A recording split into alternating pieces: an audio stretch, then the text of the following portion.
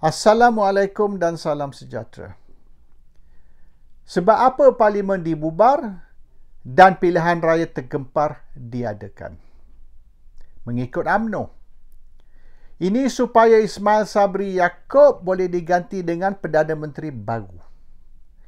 Ismail Sabri Yaakob enggan campur tangan di dalam kes Najib Tun Razak dan Ahmad Zahid Hamidi.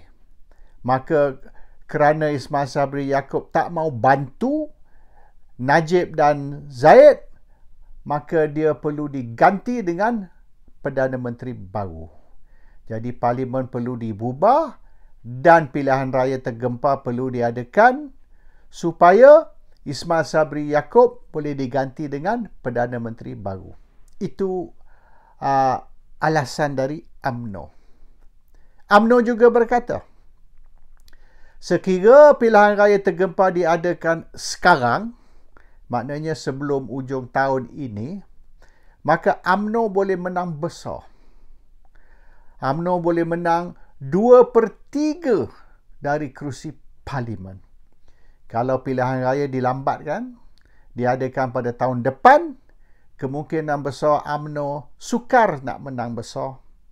Oleh kerana ekonomi akan bertambah teruk dan dijangka pada tahun depan, pertengahan tahun 2023, ekonomi seluruh dunia akan menghadapi masalah termasuk Malaysia. Jadi kalau nak adakan pilihan raya, baik adakan tahun ini sebelum ekonomi seluruh dunia menjadi teruk. Dua alasan. Dan Ismail Sabri Yaakob tak mau bubar parlimen. Ismail Sabri Yaakob merasakan yang masa dia belum sampai untuk parlimen dibubar dan pilihan raya tergempar diadakan. Maka Zahid arah lembaga disiplin UMNO untuk ambil tindakan terhadap Ismail Sabri. Pengumuman dibuat bahawasanya sekira Ismail Sabri Yaakob enggan bubar parlimen dan tak mau adakan pilihan raya tergempar, maka tindakan disiplin akan diambil terhadap Ismail Sabri dan dia akan dipecat dari UMNO. He will be sacked from UMNO if he does not dissolve parliament and hold a snap general election. Warning telah diberi secara terbuka. Jadi mau tak mau Ismail Sabri terpaksa bubarkan parlimen supaya pilihan raya tergempar boleh diadakan.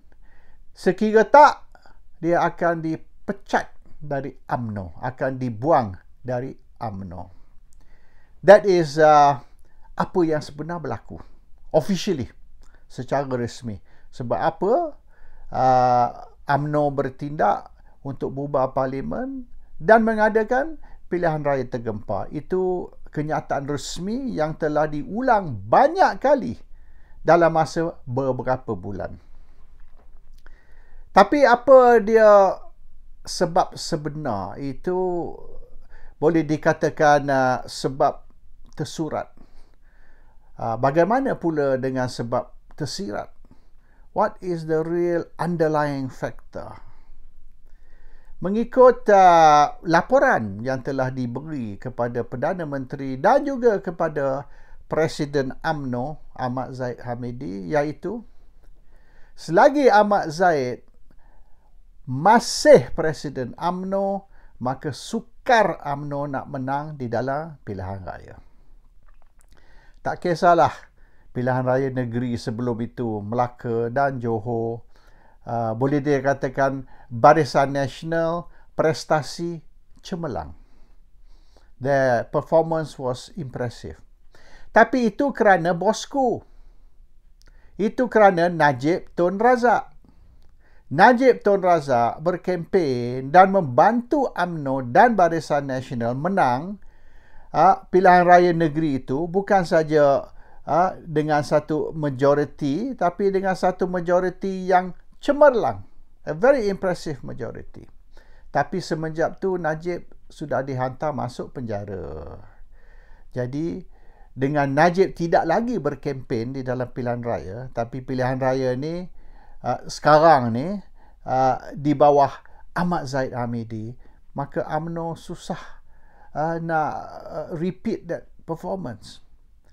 Without Najib, Zahid Hamidi tak boleh nak carry UMNO dan Barisan Nasional kerana rakyat jelata tak boleh terima Zahid sebagai pemimpin.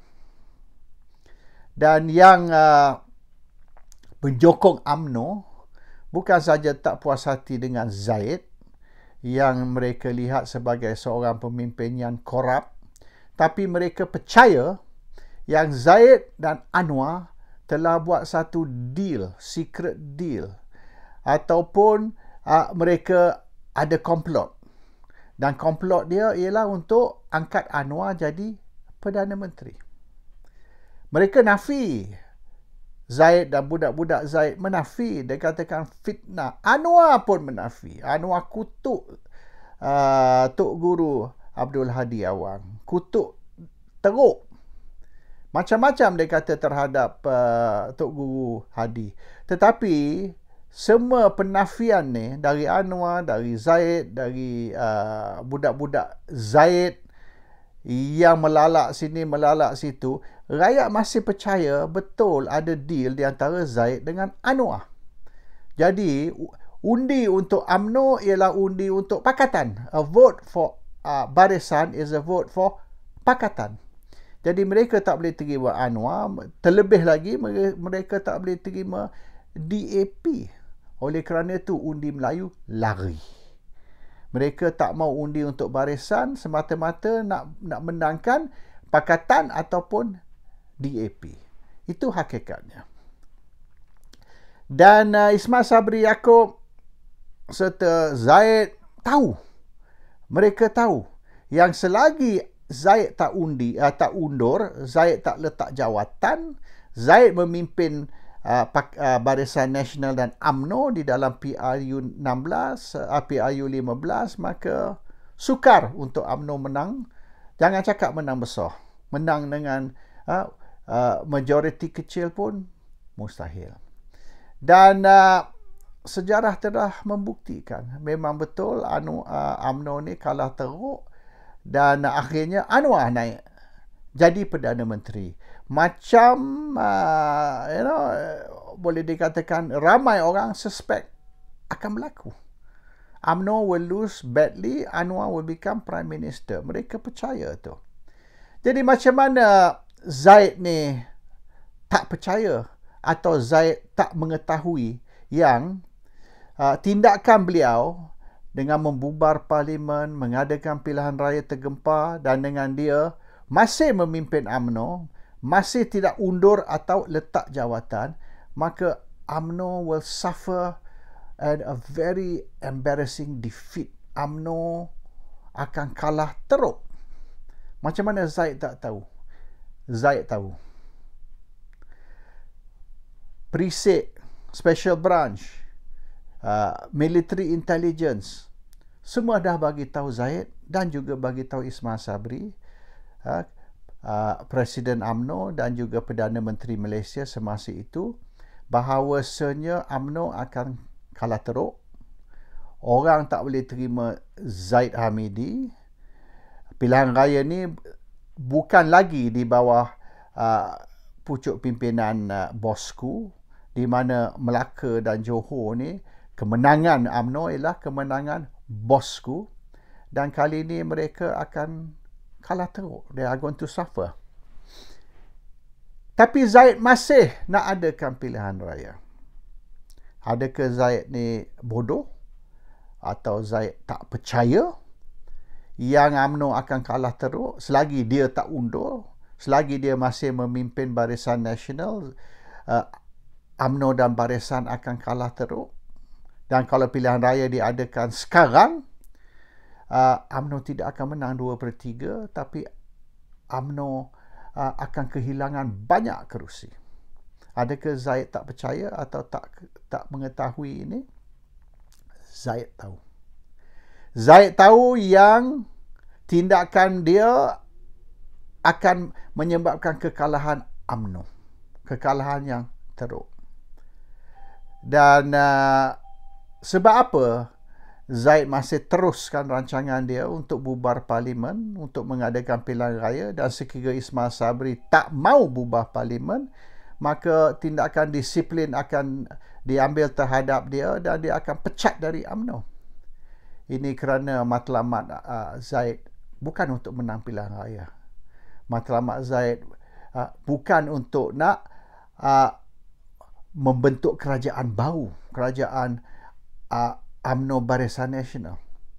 Sebab tu dia kata dia tidak akan kerja dengan Perikatan Nasional. Dia tidak akan berpakat dengan Parti Bersatu ataupun PAS. Sebab dia tahu kalau UMNO berpakat dengan PAS dan Bersatu ataupun Perikatan Nasional, maka gabungan Perikatan Nasional dengan UMNO atau Barisan Nasional sekali, mereka akan menang besar. Dan Zaid tak mau UMNO Barisan menang besar. Dia nak UMNO Barisan kalah.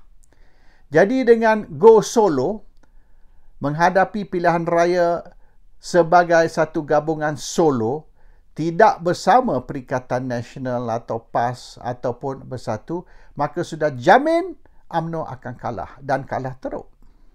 Dan dengan UMNO kalah atau kalah teruk, maka Pakatan Harapan akan menjadi kerajaan dan Anwar Ibrahim akan naik jadi Perdana Menteri. Matlamat Zaid ialah mengangkat Anwar menjadi Perdana Menteri. Semua tindakan-tindakan sebelum pilihan raya, nak pecat Ismail Sabri kalau tak bubar parlimen, dan ini dan itu, dan tak mau bekerjasama dengan Perikatan Nasional, nak go solo. Ini semua tindakan supaya UMNO kalah, supaya Anwar jadi Perdana Menteri. Ringkas cerita, Zaid Hamidi sabotaj UMNO dan Barisan supaya Pakatan boleh ambil alih dan Anwar Ibrahim boleh jadi Perdana Menteri. Everything else is just drama. Wayang. Dia hanya alasan untuk bertindak supaya UMNO kalah. Dan semua alasan-alasan itu, bahawasanya Ismail Sabri tak mau campur tangan dalam urusan mahkamah, Ismail Sabri tak mau bantu Najib dan Zaid Hamidi dalam kes mahkamah mereka, UMNO akan menang besar sekiranya pilihan raya diadakan sekarang. Kalau pilihan raya diadakan tahun depan, ekonomi akan jadi teruk, UMNO Barisan akan kalah. Itu semua alasan hanya untuk nak camouflage matlamat sebenar. Dan matlamat sebenar Zaid ialah tolong Pakatan menang, bagi Anwar jadi Perdana Menteri. That's the game plan. Everything else is excuse, justifikasi, nak meyakinkan 3.5 juta ahli dan pemimpin UMNO bahawasanya inilah tindakan yang bijak dan patut diambil. Dan sekiranya siapa ni membantah, membangkang, tak setuju dengan tindakan ini, ialah penderhaka. Penderhaka sebenar ialah Zaid Hamidi. Zaid Hamidi telah kencing 3.5 juta ahli dan pemimpin UMNO.